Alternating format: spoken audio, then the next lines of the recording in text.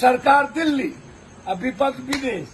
लोग कहते थे बांध टूटेगी तो हम राजनीति से संन्यास लेंगे, तो कब लेंगे? तो इन लोगों का पानी देखा हो नदी के भीतर। एक आदमी सुनते हैं कहाँ दारू पी रहा है विदेश में, आदमी बैठले बैठले सरकार बना रहा है।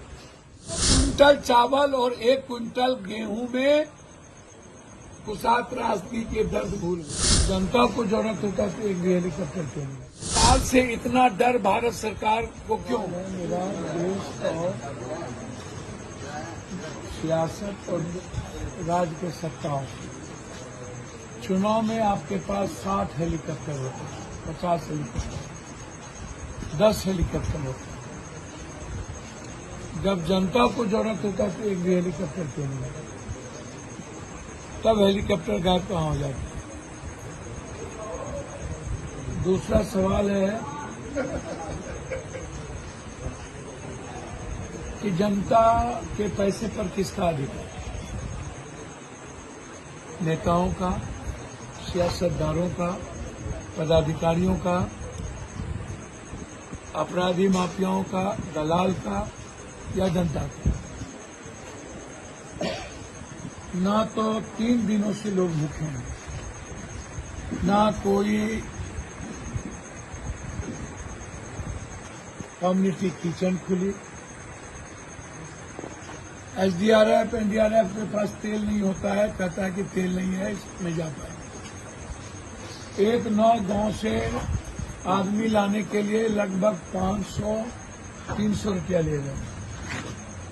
एक छत पर 100 आदमी, 40 आदमी, रेस्क्यू नहीं हो रही है।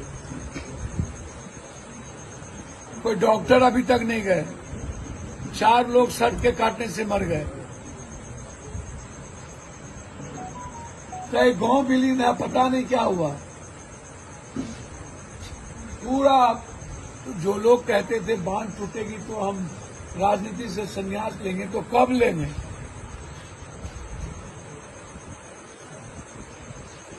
और नेपाल से इतना डर भारत सरकार को क्यों? नेपाल से आखिर वार्ता कब होगी?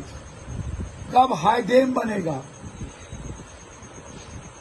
और नेपाल हमारी जिंदगी को तबाह कब तक करता रहेगा? दूसरी बात, जो बांध टूटी जहां जहां, मुजफ्फरपुर, सहरसा, दरभंगा के बीच, और बांध भी वो टूटे जो कंप्लीट पश्चिमी तटबंध, जो कंप्लीट बीच था।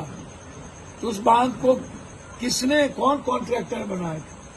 चीफ इंजीनियर कौन थे? किन किन लोगों में हिस्सेदारी और बंटवेदारी हुई? जब एंटी इरोजन का काम होता है तो सालों भर, तो हम ये जानना चाहेंगे, सालों भर आप एंटी इरोजन का काम करते हैं तो फिर फ्लड फैक्ट्री अस्पर टूट जाता है, फ्लड फैक्ट्री में अरबों खरबों रुपया आप गमन कर देते हैं। फ्लड तो लूटने का एक माध्यम है और ये प्रकृति प्रकोप नहीं है, यह मानवीय प्रकोप है।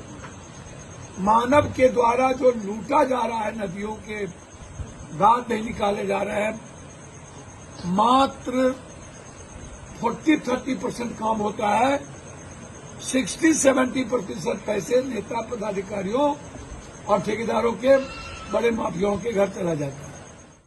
तो हम सरकार से जानना चाहेंगे, एक तो जनता सबसे बड़े दोषी हो जाते हैं। जब कुसात राजनीति आई और जिंदगी को तबाह कर दिया, मनमोहन सिंह उस वक्त प्राइम मिनिस्टर थे, सोनिया गांधी जी आए थे, भरपूर पैसा दिया गया।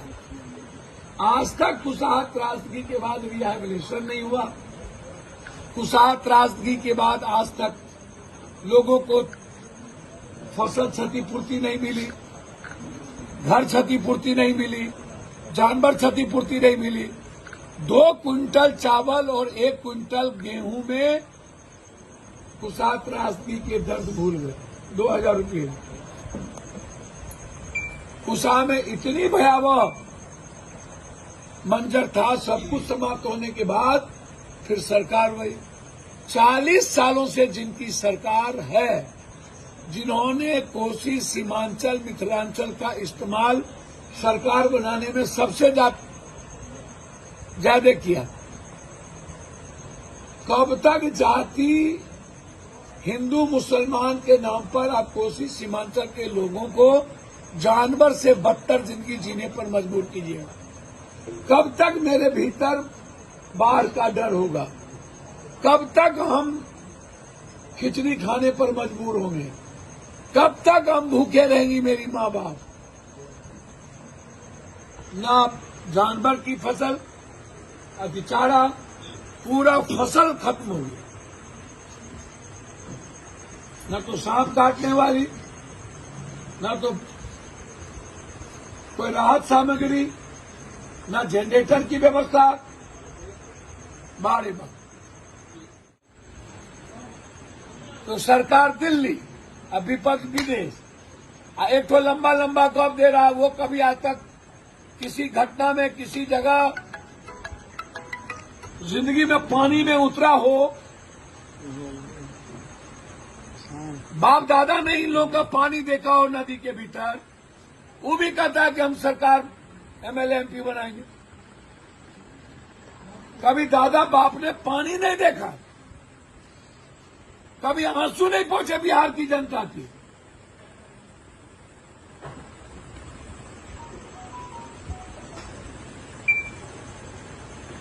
एक आदमी सुनते हैं कहां दारू पी रहा है विदेश में, और अब हम नहीं जानते, हमको देखे किसी चैनल पर तो रोम जल रहा था, नीरो बंसी बजा रहा था। भाई एक आदमी दिल्ली, एक आदमी विदेश, एक आदमी दारू के पद, और एक आदमी बैठले बैठले सरकार बना रहा। ना दादा ने घुटना भर पानी में गया, ना बाबू गया, ना अपने गया।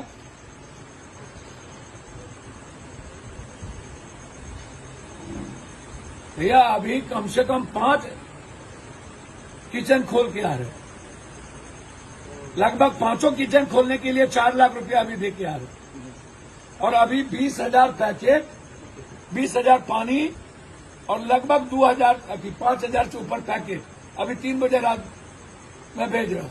अभी चंदा भी दे रहे हैं। अब चंदा तो ये लोग देता ही नहीं भैया, तो देता है 500 टका। भैया